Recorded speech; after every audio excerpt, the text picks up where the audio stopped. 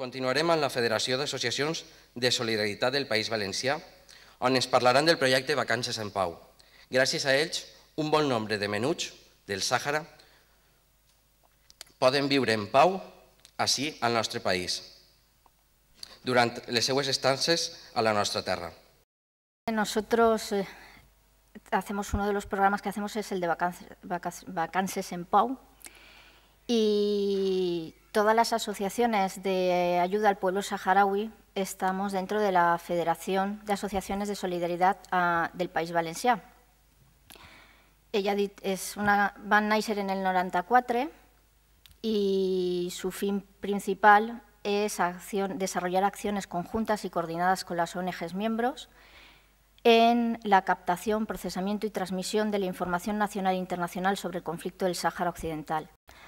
También organizamos toda la ayuda destinada al pueblo saharaui, colaboramos en el desarrollo integral de la zona a través de programas y proyectos de cooperación al desarrollo, se presta ayuda de emergencia a la población refugiada en los campamentos a través de la Media Luna Roja Saharaui y también se colabora con las ONGs allí.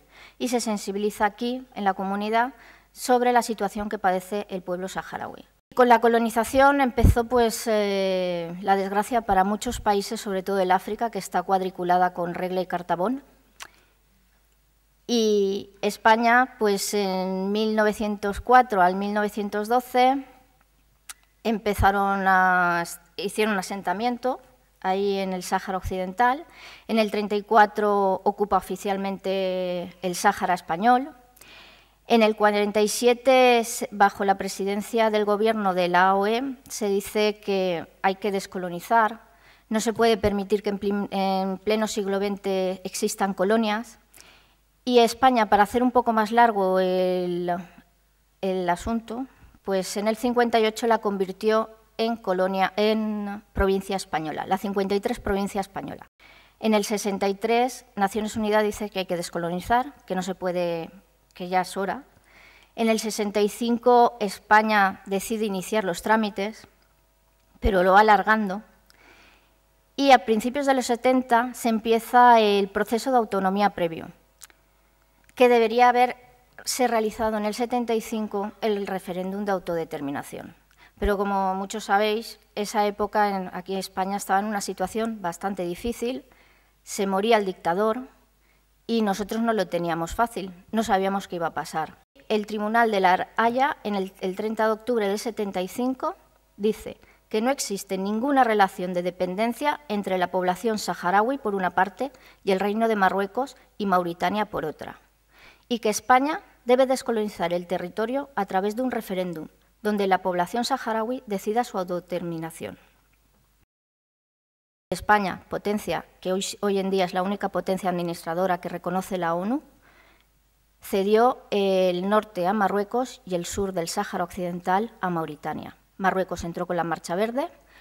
España en aquel entonces ya estaba desalojando su población civil que estaba viviendo en el Sáhara Occidental y a su ejército dejó lo mínimo y tenían orden de mirar hacia otro lado cuando entraban los invasores.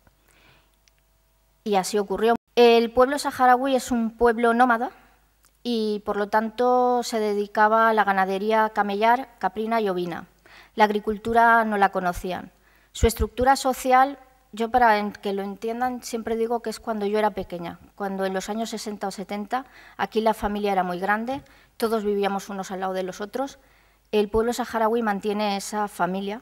El programa de Vacaciones en Paz es un programa de intercambio de culturas donde nos acercamos unos a otros y que al conocerse los niños y ver que otro modo de vida es diferente, hace que los miedos culturales que tenemos entre el Oriente y el Occidente vayan diluyéndose, vayan desapareciendo.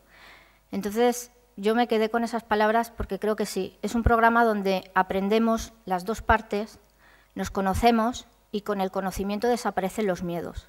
Para nosotros la cooperación es una